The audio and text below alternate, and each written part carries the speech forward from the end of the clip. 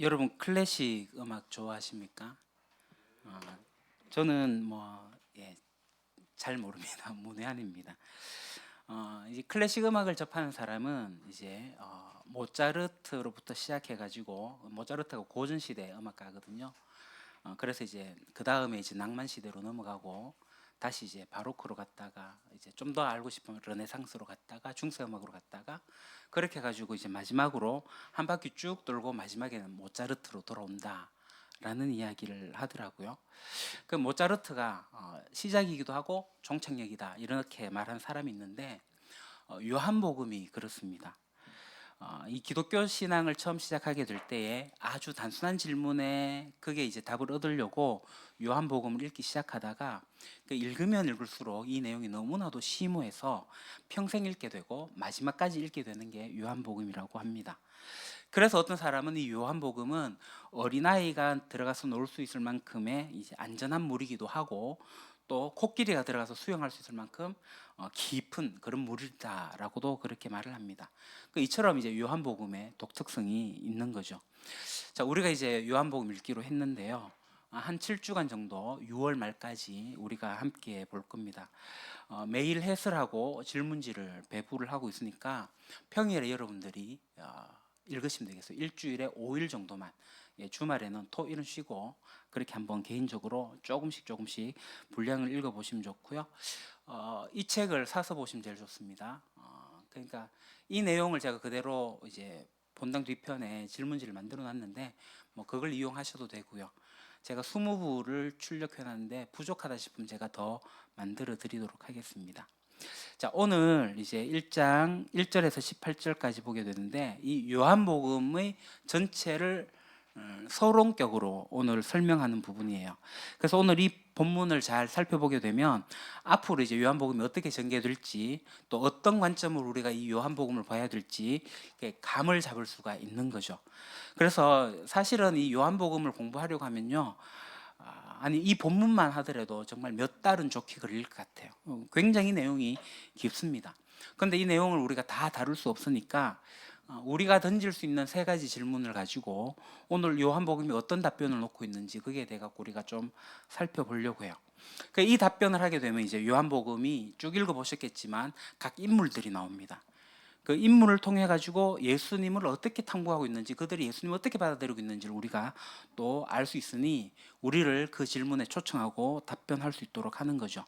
자, 그래서 첫 번째 질문이 뭐냐면 이겁니다. 세상이 처음에 어떻게 존재하게 되었는가 하는 질문이에요. 그러니까 요한복음은 세상의 근원이 뭐냐, 그러니까 어떻게 존재되었느냐, 여기에 대해서 간단하게 답변합니다. 그리고 두 번째 질문은 세상이 그렇게 만들어진 줄 우리가 어떻게 알 수 있느냐 라는 겁니다. 여기에 대해서도 요한복음이 우리가 진리를 어떻게 알 수 있는지 답을 주고 있고요. 세 번째 질문은 그러면 그 진리를 우리가 아는데 예수하고 그게 무슨 관계가 있느냐 하는 거예요. 이 세 가지 질문에 우리가 답하면서 또 요한복음이 그걸 답하면서 우리가 살펴보는 거죠. 그러니까 요한복음을 요약하게 되면 세상이 어떻게 존재하게 되었는지, 그 세상에 관한 진리를 우리가 어떻게 알 수 있는지, 그러면 그 진리하고 예수하고는 또 어떤 관계가 있는지, 이런 것들을 우리가 요한복음 통해서 알 수가 있는 거죠. 자, 첫 번째, 모든 것의 근원이 뭔가라는 거예요. 인간이란 누구나 세상이 어떻게 생겨났을까, 어떻게 처음 존재하게 되었을까, 이 질문하게 됩니다. 도대체 우리가 지금 바라보고 있는 세계의 삼라만상이 어떻게 존재하게 됐는지 궁금해해요. 인류의 역사를 거듭하게 되면 이 질문에 대해서 두 가지 정도의 답변을 내놓고 있는데, 하나는 뭐냐면 유물론적 답변이고 또 하나는 유신론적 답변입니다. 자, 먼저 유물론적 답변을 보게 되면요, 유물론은 뭐냐면 물질을 1차적인 것으로 봐요. 그리고 정신이나 의식 이런 것들은 2차적인 것으로 파악합니다. 그러니까 처음에 물질이 있었고 이 물질에 기반해 가지고 의식과 정신이 생겨났다 라고 하는 거죠. 그래서 이 유물론에 따르게 되면 물질은 신에 의해 창조된 게 아니에요. 원래 있었던 거고 시간적으로 공간적으로 영원하고 무한한 것이 물질이라는 거예요. 그러니까 인간의 정신과 의식은 이 물질에 기반해서 생겨났고 발전하기도 하고 소멸하기도 한다라는, 그래서 2차적인 거다라고 얘기하는 게 유물론입니다. 따라서 세상의 모든 것들을 물질로 보는 거죠. 그러니까 세상의 본질은 물질이다. 그러니까 신을 인정하지도 않고 그렇기 때문에 무신론하고도 상응하는 그러한 사고 방식입니다. 그런데 이런 사고를 하게 되면 우리 모두는 결국 물질로 돌아가게 되겠죠. 그러니까 우리의 삶도 어쩌면 우연에 불과하게 된 거예요. 그러니까 우연히 존재했다가 우연히 사라지게 되겠죠. 그 진화론적 과정을 거쳤던 진보의 발전의 법칙에 의해 갖고 발전이 됐던 세상은 이 물질에 기반해 가지고 변화를 거듭하다가 그 우연히 지금 여기까지 오게 된 거예요. 그 결국에는 어떻게 돼요? 물질로 돌아가는 거예요. 이러한 사고 방식이 유물론입니다. 자, 그러면 여기 이제 불교는 유물론인가요? 유신론인가요? 라고 하는 질문한 사람들이 있는데 불교는 전형적인 유신론은 아니에요. 신을 상정하고 있지 않기 때문에 그렇습니다. 그렇다고 불교가 유물론이라고 말하기도 좀 그렇습니다. 그래서 사람들이 유심론이다 뭐 그렇게 이야기한 사람이 있는데 그 이웃 종교라고 간단하게 이제 짚고 넘어가면요. 그러니까 불교에 이제 고진멸도라는 게 있습니다. 들어보셨죠? 이 세상에 고통이 있는데 그게 왜 그러냐면 집착 때문에 그렇다는 거예요. 인간 세상이 고통으로 가득 차 있다. 그 고해라 하잖아요. 고통의 바다. 그 이유가 뭐냐면 인간의 집착을 버리지 못해서 그렇다라는 거예요. 그러니까 우리가 집착하고 있는 이 모든 것을 버리게 되면 이 집착이 아무것도 아닌 것을 깨닫게 되는데 그게 공의 개념이에요. 공술의 공수거 이 들어보셨죠? 공의 개념입니다. 그 깨달은 상태, 공의 상태로 가게 되는 게 이제 해탈의 경지에 이르렀다라고 하는 거죠. 그 해탈의 경지에 이제 가게 되면은 모든 물질이 사라지고 그렇다고 이제 정신이라는 것도 이제 사라지고 무의미한 모든 것이 공이 돼 버리는 겁니다. 그러니까 모든 것을 비운다는 것이 이제 공이라는 개념인데 이게 사실은 쉬운 개념은 아니에요. 그렇기 때문에 불교는 이 삼라만상이 물질에 기인한다라고 보지 않고 있으니까 유물론이라 말하기도 그렇고 어떤 신적 존재가 이걸 만들었다고 보지 않으니까 유신론의 범주에도 속하지 않습니다. 그리고 이제 유물론과 대비되는 사상이 유신론인데요. 처음부터 있었던 게 물질이 아니다라는 거죠. 처음부터 있었던 것은 신이다라는 거예요. 그 신이 물질도 만들고 우리가 보고 있는 삼라만상도 만들었다라고 보는 입장이에요. 그러니까 이처럼 다른 유물론과 유신론은 어느 것이 옳다라고 주장할 수 있는 종류의 것이 아닙니다. 증명할 수가 없기 때문에 그래요. 우리 각자가 취할 수 있는 세계관이라는 거예요. 자, 과학자 중에도 유신론을 입장을 취하는 사람들이 많습니다. 블랙홀 연구에서 큰 성취를 이룬 영국의 이론 물리학자인데요. 로즈 펜로즈라는 사람이 이런 연구를 했습니다. 우주에서 우연히 우발적 사고로 질서정연하게 우주를 생성할 확률은 얼마냐? 그걸 계산해 가지고 발표했는데 1000억의 123승의 분의 1 어마어마한 확률입니다. 지금 우리가 보고 있는 이 우주가 우연히 존재할 가능성은 없다. 거의 없다라는 거죠. 그래서 유신론의 입장에 서 있는 과학자들도 많습니다. 그럼 이제 성경은 뭐라고 대답하는가? 유물론이냐 유신론이냐? 요한복음 1장 1절에서 3절을 같이 보겠습니다. 시작. 태초에 말씀이 계셨다. 그 말씀은 하나님과 함께 계셨다. 그 말씀은 하나님이셨다. 그는 태초에 하나님과 함께 계셨다. 모든 것이 그로 말미암아 창조되었으니 그가 없이 창조된 것은 하나도 없다. 아멘. 태초에라는 말이 나오는데 창세기 1장 1절이 생각나게 합니다. 여기서 이제 우리가 이해할 수 있는 정말 매우 중요한 내용이 뭐냐면 하나님 세상을 어떻게 창조하셨어요? 말씀으로 세상을 창조하셨다는 거예요. 그러니까 말의 능력으로 이 세상이 창조되었다. 그러니까 말로서 물질과 모든 세계가 만들어졌다라는 거예요. 말의 영향력이 큽니다. 말의 영향력은 사실 우리도 일상에서 부분적으로 경험하잖아요. 가령 내게 어떤 중요한 사람이 나에 대한 어떤 실력이든 외모든 간에 어떤 평가를 하게 되면 그 평가는 상당합니다. 좋은 말을 해주면 괜히 우쭐해지고요. 안 좋은 말을 들으면 굉장히 침울해집니다. 어떤 경우에는 분노도 막 생기고요. 그리고 어떤 권력자가 당신 해고야 그러면은 이건 기분 문제가 아니라 생존의 문제가 되는 거죠. 법정에서 판사가 피고에게 유죄 이래 하면은 이 사람은 교도소로 가야 돼요. 그러니까 우리가 하는 말도 상당한 힘을 가지고 있습니다. 그 말 참 조심해야 되는 거죠. 성경은 하나님이 이 말의 능력으로 세상을 창조하셨다. 그리고 그 말씀 아래 모든 것이 움직인다. 이렇게 이야기하고 있습니다. 그래서 요한복음 1장 3, 4절은 모든 것이 그로 말미암아 창조되었으니 그가 없이 창조된 것은 하나도 없다. 창조된 것은 그에게서 생명을 얻었으니 그 생명은 사람의 빛이었다. 라고 말합니다. 이것은 하나님이 세상을 창조해 놓고 저 멀리에 던져 놓고 알아서 돌아가라 이렇게 하시지 않았다는 뜻이에요. 하나님이 지금도 이 피조 세계에 생명을 공급하고 계시다는 그런 표현입니다. 하나님이 손 놓고 주무시는 것도 아니고 이 피조 세계가 잘 돌아갈 수 있도록 지금도 붙잡고 지탱하고 계신다라는 거예요.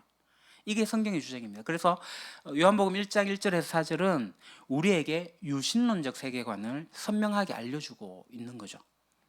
자, 그럼 우리가 유신론을 택할 것인지 유물론을 취할 것인지는 우리의 선택입니다. 여러분이 선택하실 부분이에요. 사실 성인이 되기 전까지는 이제 학교나 가정이나 우리가 속한 곳에서 선택권이 없어가지고 유물론적 세계관을 따라갈 수도 있고 유신론적 세계관으로 살아가도록 그렇게 정해져 있습니다. 그건 어쩔 수가 없어요. 하지만 성인이 되고 나면 우리가 살고 있는 이 세상이 도대체 어떻게 존재하게 되었는가라는 질문에 명쾌한 답을 얻지 않고는 우리 인생을 헤쳐나갈 수가 없습니다. 그래서 성인이 될 때쯤 되면 저는 이제 만 15세 이상부터는 그게 가능하다고 하는데 이거 결정해야 돼요. 굉장히 중요한 문제예요. 그럼 내 인생을 어떻게 살 것인가에 대한 선명한 것이 나오게 돼요. 내가 유물의 물질이면 될 대로 되라는 것이 뭐 그냥 그렇게 살면 되지 뭐 이런 입장을 취하면 살 것인가, 아니면 신에 의해 가지고 계획된 범주 속에서 내가 그 방향성을 찾아가게 되면 나를 통한 그 계획이 무엇인지를 알아가고 내 삶의 의미를 찾아갈 수가 있는 거겠죠. 이건 세계관의 문제고 과학의 문제가 아니에요. 신념의 문제입니다. 그래서 어떤 사람들은, 교회 다니는 사람들은 믿음 있고 교회 안 다니는 사람들은 믿음이 없다라고 하는데 그렇지는 않습니다. 세상 모든 사람들은 종교적이에요. 자신이 선택한 이 신념 체계에 따라 가지고 그 사람은 그 신념 체계가 종교예요. 그래서 모든 것을 판단하는 것은, 좌지우지한다는 것은 자기의 신념인 거죠. 자기의 생각이고 세계관이고 그걸 가치관이라고 하는 겁니다. 그럼 여러분 어떻습니까? 그럼 나는 어떻게 존재하게 되었나? 나는 뭔가? 난 이 세상 가운데서 난 어떤 존재인가? 라는 질문에 여러분 어떤 답을 하고 계십니까? 그 답을 묻고 고민하는 것이 우리 인간의 독특한 특성이에요. 이게 보통의 청소년기에 나오기 시작한다고 합니다. 그래서 자아정체감이라는 표현을 쓰게 되죠. 근데 한국 사회에서 요즘 청소년기들은 이 자아정체감을 생각할 겨를이 잘 없어요. 공부라는 것 때문에 너무 억압돼서. 청년쯤 되면 이제 자아정체감, 나는 뭐지? 왜 공부해야 되지? 왜 직장 가야 되지? 왜 결혼해야 되지? 이 세상은 뭐지? 뭐 이런 생각들이 이제 그때 가서 하는 것 같아요. 그래서 이 질문에 대해 가지고 우리가 인류의 문명이나 어떤 문화나 종교나 문학이나 철학이나 이런 것들이 발전되어 왔던 거죠. 그래서 우리는 이 내면 깊은 곳에서 올라오는 이 질문을 정말 회피할 수 없습니다. 이 미뤄둘 수가 없는 거예요. 근데 안타까운 것은 제가 만난 많은 사람들이 그걸 미루더라고요. 그러니까 인생을 그냥 허비하며 살아가는 듯한 모습들이 있는 것 같아요. 그냥 뭐 될 대로 살면 되지 뭐, 남들처럼 살면 되지 뭐. 광활한 이 우주가 어떻게 존재하게 된 거? 그 나는 뭐고? 그 안에서 내가 어떻게 살아갈 것인가? 이 첫 번째 질문입니다. 이 질문에 대해서 나와 이 세상이 물질의 기인에 있는가? 그런 유물론적 입장을 취하거나, 아니야, 신이 창조해서 유지해 나가는 이 유신론적 입장을 취할 수가 있는 거죠. 성경은 분명하게 이야기하고 있습니다. 자, 두 번째 질문은 궁극적인 진리가 그렇게 있다고 하면 그럼 그 진리를 어떻게 알 수 있는가라는 거예요. 대부분 사람들은 탐구하고 정진하고 수행해가지고 그 진리에 다다를 수 있다라고 생각을 하고, 그래서 질문도 하고 공부도 하고 수행도 합니다. 예를 들어서 이슬람교는 율법에 따르는 자기의 선행들이 있어요. 그 선행을 쌓으면 신이 우리를 인정한다고 생각해요. 그 율법을 따르는 선행입니다. 그 힌두교는 뭐냐면 공덕과 요가를 통해 가지고 신과 합일되는 경험을 기대하게 되죠. 그리고 불교는 뭐예요? 고행하고 참선하고 그 번민을 일으키는 이기적인 욕망, 집착을 버리게 되면 해탈하게 된다라고 하죠. 이 모든 종교에 가지는 공통점은 뭐냐면 우리가 스스로 노력해서 우리가 진리에 이를 수 있다. 그래서 우리가 해방될 수 있다라는 입장이에요. 그래서 이웃 종교들을 보게 되면 정말 존경하는 마음이 듭니다. 그들의 수행과 정진하는 모습을 보게 되면요, 정말 감탄할 만해요. 물론 기독교에 가짜 그리스도는 있듯이 그 이웃 종교에도 가짜들이 있어요. 그런 사람들 말고, 가짜 말고 정말 진리를 찾아 애쓰는 분들을 보면 정말 존경심이 느껴져요. 뭐 성철 스님 같은 분들. 정직하게 질문하고 어떻게 살아야 될지, 인생이 무엇인지를 탐구해 가기 때문에 인류 문명에 큰 역할을 하고 있는 게 이제 고등 종교라는 거죠. 거기로부터 우리가 배울 것 참 많습니다. 비록 파편적이라고 해도 인간이 어떤 탐구하고 또 정진하고 수행을 통해서 찾아낸 그 진리들, 그 편린들은 굉장히 소중한 거예요. 그런데 이 기독교라는 종교, 저는 이 기독교를 종교라고 생각하지 않는데요, 기독교는 이 진리를 알아가는 면에서 이 이웃 종교들과 다른 종교들과 다른 차이가 있습니다. 사람들이 모두 다 같은 종교다 이렇게 하지만, 기독교는 그 다른 종교와 어떤 과학적 지성주의에 대별되는 한 가지 자세가 있어요. 그게 뭐냐면은 하나님이 인간에게 내려오셔서 진리를 알려주셨다는 거예요. 인간이 진리를 찾아간 게 아니라 하나님이 직접 오셔가지고 인간에게 진리를 알려주셨다. 성경은 이것을 계시라고 표현합니다. 계시가 뭐냐면 펼쳐서 이렇게 보여주다, 감추어져 있던 것을 보여주다, 볼 수 없던 것들 보여주다 라는 그런 뜻이에요. 그래서 5절에 보게 되면요, 그 빛이 어둠 속에 비치니 어둠이 그 빛을 이기지 못하였다라고 합니다. 사람들이 다 어둠에 속하였다. 그래서 빛이 들어와서 어둠에 비쳤다. 성경이 이렇게 이야기하는 거죠. 9절에는 참 빛이 있었다. 그 빛이 세상에 와서 모든 사람을 비추고 있다고 합니다. 이 표현은 모든 종교 영역에서 동일하게 등장하는 상징이죠. 어둡다. 그게 모든 종교에서 다 쓰입니다. 불교에서는 그것을 암중모색이라는 단어로 표현하고 있습니다. 그러니까 깜깜한 데서 더듬어서 진리를 찾아간다 라는 뜻이에요. 그 동서양을 막론하고 어둠 속에서 무언가를 찾아가는 것, 그게 종교의 일반적인 특성이라고 할 수가 있죠. 근데 기독교의 독특성은 뭐예요? 인간이 아무리 그 어둠 속에서 찾아가려고 해도 그 진리를 찾을 수 없기 때문에 어떻게 해요? 하나님이 빛이 비춰주었다라는 거예요. 그 모든 종교는 인간이 스스로 길을 찾아갑니다. 정말 그 열정과 그들의 진실함은 정말 존경을 할 만하지만, 성경은 인간에게 한계가 있다라고 말하는 거예요. 그러니까 의지의 한계도 있고 인식의 한계도 있고 영적인 한계도 있고, 이 모든 것을 포함하는 겁니다. 제가 여러분에게 이야기하고 싶은 하는 거는 이거예요. 우리에게 지적 한계가 있어요. 그러니까 영적으로 그럼 어때요? 초자연적인 현상에 대해서 우리가 통찰력이 있고 그것을 해석할 능력이 있다고 생각하십니까? 도덕적으로 옳은 일을 우리가 반드시 행할 수 있다는 그 의지도 우리는 강합니까? 무장되어 있지 않잖아요. 그러니까 여러분의 의지가 어떠세요? 일반적으로 우리는 대부분 우리의 인식 능력에, 또 의지에, 도덕심에, 영적 통찰력에 한계가 있는 줄 다 알아요. 때로는 그래서 우리가 어둠 가운데 있다는 것을 느낍니다. 어디로 가야 될지를 모르겠는 거예요. 그런데 기독교의 독특성은 뭐냐면, 그런 어둠 속에 있는 우리에게 하나님이 빛을 비춰주셨다. 근데 그 빛이 지금도 비추고 있다라는 거예요. 근데 참 놀랍게도 10절 11절을 보게 되면, 그는 세상에 계셨다. 세상이 그로 말미암아 생겨났는데도 세상은 그를 알아보지 못하였다. 그가 자기 땅에 오셨으나 그의 백성은 그를 맞아들이지 않았다. 아멘. 세상이 그를 알아보지 못했고 그가 자기 땅에 오셨으나 그의 백성은 그를 맞아들이지 않았다 라고 얘기합니다.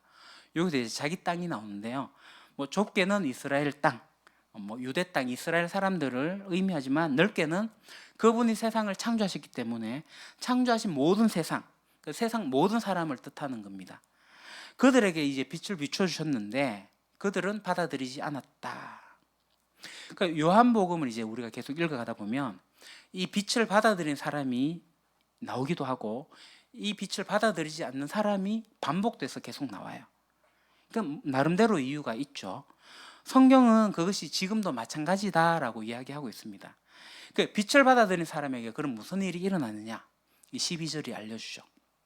빛을 받아들인 사람, 그를 맞아들이고 그 이름을 믿는 사람에게는 어떤 권세요? 하나님의 자녀가 되는 특권을 주셨다. 이게 하나님의 자녀가 되는 특권을 우리가 주일학교식으로 이해하시면 좀 곤란합니다. 이게 하나님의 자녀가 되었으니 하나님은 왕이잖아요. 그럼 우리는 왕자야. 나는 왕자고 너는 공주야. 뭐 이런 식으로 얘기하는 거 틀린 것은 아닌데, 하지만 진리를 너무 가볍게 생각하는 경향이 있습니다. 하나님의 자녀가 되었다는 것은요, 그러니까 하나님의 진리를 받아들여 가지고 그 진리를 이해할 수 있는 상황에 이르렀다라는 거예요. 그러니까 하나님의 자녀가 되었다는 것은 하나님의 세계에 들어가 가지고 하나님을 알아가고 하나님을 누리는 삶을 살기 시작했다라는 거예요. 다시 말해가 하나님이 이 땅에 오셔가지고 빛을 비추어 주신 가장 중요한 목적이 뭐예요? 어둠 속에 있는 사람들로 하여금 하나님의 세계로 불러들여 가지고 하나님의 세계를 이해하고 하나님과 특별한 독특한 관계를 누리면서 살게 하도록 하시는 거예요. 이 계시를 잘못 이해하면 멍하니 있다가 우리가 이 계시를 받았으니까 확 바뀐다라고 생각하기 쉽습니다. 하지만 계시는 그런 게 아니에요. 계시는 빛을 비추어주고 그 계시에 기초해가지고 진지하게 탐구해 나갈 수 있도록 우리를 이끄는 거예요. 성경이 말하는 진리를 찾아가는 방식입니다. 이 세상의 방식은 뭐예요? 캄캄한 곳에서 스스로 진리를 찾아가야 돼요. 탐구하고 정진하고 수행하고 하는 게 이 세상의 방식입니다. 반면에 성경은 이렇게 얘기합니다. 인간의 한계가 분명해가지고 그렇게 할 수 없기 때문에 하나님께서 우리에게 빛을 비추어 주셔가지고 거기에 우리가 반응하게 하시고 그 빛을 따라서 진리를 알아가게 하신다라는 거예요. 자, 이제 두 가지 길이 선명해졌습니다. 성경을 보면은 과연 그러한지에 대한 답을 우리가 찾을 수가 있게 돼요. 요한복음 읽으시면서 그 길을 좀 여러분이 찾으시면 좋겠어요. 자, 세 번째. 자, 그럼 이 궁극적 진리와 예수가 무슨 관계가 있냐라는 거예요. 자, 4대 승인이 있다라고 얘기합니다. 소크라테스, 스가모니, 그리고 공자 예수님입니다. 그런데 이들이 진리를 알아가는 자세가 각각의 차이가 있어요. 특히 이제 예수님과 다른 세 명과의 큰 차이가 있는데 좀 살펴보면요. 자, 소크라테스, 이분은 진리를 추구하면서 살았습니다.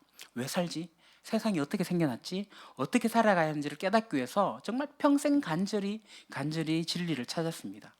그래서 그가 택한 방식이 뭐냐면 이것에 대한 답을 하는 것 대신 반문하는 것이었어요. 그래서 소크라테스의 대화법, 끊임없이 질문을 합니다. 더욱 나은 지혜를 얻기 위해 가지고 꾸준히 질문하고 진리를 추구해요. 근데 이 그가 마지막에 한 말은 정말 놀라운 말인데 이 말을 했어요. 가장 확실한 것은 내가 진리를 모른다는 것이다. 진리는 그런 거예요. 자, 그리고 석가모니는 이 진리를 찾기 위해서 출가했습니다. 여러분이 잘 알다시피 출가 후에 보리수 밑에서 큰 깨달음을 얻게 됐어요. 해탈의 경지에 이르렀습니다. 그런 다음에 이제 석가모니는 나를 믿고 나를 따르라 이렇게 이야기하지 않았어요. 너희도 각각 해탈의 경지에 이르도록 수행하고 깨달으라 이렇게 얘기를 했습니다. 그러다 석가모니가 어느 날 병에 걸려가지고 극심한 고통 중에 있어서 제자 아난다가 스승을 찾아왔어요. 스승의 사후에 무엇을 의지해야 될지 근심이 되어가지고 이렇게 물었습니다. 그때 석가모니가 남긴 설법이 매우 유명한데요. 너희는 저마다 자신을 등불로 삼고 자신을 의지해라. 또한 진리를 등불로 삼고 진리를 의지해라. 다시 말해가 나 의지하지 마. 나를 통해서 뭔가 얻으려고 하지 마. 너희 스스로 너희 속에 있는 불성을 깨닫고 너희 스스로 진리를 깨달아야 돼 라고 한 거였어요. 그리고 세 번째, 제가 볼 때 가장 인간적인 사람은 공자입니다. 공자는 살아가는 삶도 잘 모르겠는데 어떻게 죽음을 알느냐 이렇게 얘기를 했어요. 미지생 언지사라고 했습니다. 공자는 죽음 너머 같은 것은 우리가 알 수 없다. 그거 겸허하게 인정했어요. 그래서 어떻게 해요? 우리가 살고 있는 지금의 삶, 여기에서 구체적인 지혜를 찾자. 그래서 뭐 인, 의, 예지, 신 뭐 이런 것들이 나오는 거예요. 인간이란 마땅히 추구해야 될 가치, 그것을 추구하며 살았던 게 공자입니다. 이런 이야기를 들으면 이분들의 이야기를 듣게 되면 여러분 마음이 겸허해지지 않습니까? 아, 정말 그래. 진리라는 것은 추구해도 우리가 알아갈 수 없는 거야. 맞아. 진리라는 것은 누구를 의지해갖고 얻는 게 아니라 나 스스로 알아가야 돼. 아니, 알 수 없는 죽음 이후보다 적어도 삶에서 지혜롭게 살아야 되겠어. 이렇게 이야기해주는 인류의 스승이 있다는 것은 우리에게 복이죠. 근데 예수님은 조금 다른 이야기를 하셔요. 이렇게 이야기하십니다. 14절. 그 말씀은 육신이 되어 우리 가운데 사셨다. 우리는 그의 영광을 보았다. 그것은 아버지께서 주신 외아들의 영광이었다. 그는 은혜와 진리가 충만하였다. 여기서 그 말씀이 누구예요? 세상을 창조하신 하나님입니다. 그런데 그 하나님이 육신이 되어 우리 가운데 사셨다고 합니다. 다시 말해가 하나님이 우리와 똑같은 인간이 되어서 이 땅에 오셨는데 그가 바로 예수님이라는 거예요. 성경은 앞서 살펴본 성인들과의 주장과 사뭇 다른 주장을 하고 있습니다. 신이 인간이 되셨다는 거예요. 성경은 이어가지고 우리는 그의 영광을 보았다. 그것은 아버지께서 주신 외아들의 영광이었다. 그는 은혜와 진리가 충만하였다 라고 합니다. 은혜는 모든 인간과 모든 피조물이 살아남을 수 있도록 하나님이 주시는 선물이에요. 진리는 하나님께 속한 것이고 하나님 자신일 수도 있습니다. 그런데 예수라는 분을 통해서 우리가 하나님의 영광을 보았는데 그 예수 안에 뭐가 있어요? 은혜와 진리가 있다는 거예요. 즉 하나님께서 인간에게 주신 은혜와 세상이 어떻게 돌아가고 있으며 또 하나님이 어떤 분이시며 우리가 어떻게 살아야 할지 하는 이 진리가 어디에 있다고요? 예수 안에 있다는 거예요. 은혜와 진리가 충만하게 있다는 거예요. 우리가 찾고 있는 진리가 그 안에 있다는 거예요. 이게 성경이 이야기하고 있는 바입니다. 그래서 16절은 우리는 모두 그의 충만함에서 선물을 받되 은혜에 은혜를 더하여 받았다 라고 말합니다. 우리에게 엄청난 은혜를 줄 수 있는 진리의 보고, 은혜의 보고가 어디에 있다고요? 예수 안에, 예수님 안에 있다는 거예요. 이것이 가능한 이유는 예수님이 누구라고요? 인간의 몸을 입으신 하나님이시라는 겁니다. 이 같은 주장을 요한복음은 이 앞에서만 이야기하고 있는 게 아니라 요한복음 전체에 다 이야기하고 있습니다. 18절에서는 일찍이 하나님을 본 사람은 아무도 없다. 아버지 품속에 계신 외아들이신 하나님께서 하나님을 알려주셨다 라고 분명히 못 박아 말합니다. 예수님에 관한 이런 주장은 우리가 사실 좀 받아들이기가 어렵습니다. 앞선 성인들의 주장을 받아들이기에는 너무 마땅한 내용인 것 같아요. 그 진리를 알 수 있을 때까지 추구해. 진리를 스스로 좀 깨달아봐. 손에 잡히지 않는 것보다 실제 삶의 현실적인 것에 대한 지혜롭게 사는 것들을 좀 찾아봐. 이런 이야기들이 솔직히 우리에게 마음에 끌립니다. 근데 예수님은 그들과 다른 주장을 하고 계시는 거예요. 그거 요한복음을 통해 갖고 좀 살펴보십시오. 예수님은 어떤 얘기를 하셨어요? 스스로 자기가 하나님과 동등되다라고 말씀하신 거예요. 어떤 사람이 예수님에게 찾아와가지고 하나님 좀 보여주세요라고 했더니 나를 보는 사람은 나를 보내신 분 곧 하나님을 보는 거다. 나 하나님이야 라고 얘기한 것과 똑같아요. 심지어 나는 무엇이든지 하나님께서 나에게 말씀하신 것만 말할 뿐이다 라고 얘기도 하셨어요. 거기다가 예수님이 또 하신 말씀 뭐예요? 내가 진리다 라는 말까지 하십니다. 아니, 내가 진리 보여줄게 라면 좀 받아들일 만도 할 것 같은데, 근데 예수님 뭐라고 얘기해요? 내가 진리다. 사람들이 그것을 받아들이기에 좀 너무 이상하기도 하고 어렵기도 합니다. 이게 도대체 무슨 말이야? 아니 어떻게 이렇게 배타적이고 독선적인 선언을 하지? 자기가 뭐라고 이런 말을 하는 거야? 이런 질문은 요한복음을 읽는 사람은 하지 않을 수가 없는 거죠. 그래서 여러분들이 요한복음을 읽으시면서 이 답을 좀 찾아가시면 좋겠어요. 예수님께서 하신 이 말씀의 진위를 여러분들 좀 심각하게 고민해 보시면 좋겠어요. 이 요한복음은 예수님께서 하신 말씀의 증언입니다. 이 증언은 어떻게 해야 돼요? 누군가가 무엇을 증언하게 되면은 이 증언의 진위를 따져야 되거든요. 정말 옳은 증언인가? 아니면 조작된 건가? 어떤 목적에 의해 갖고 우리를 속이기 위해서 만들어낸 거짓 증언일 수가 있잖아요. 그래서 질문해 봐야 돼요.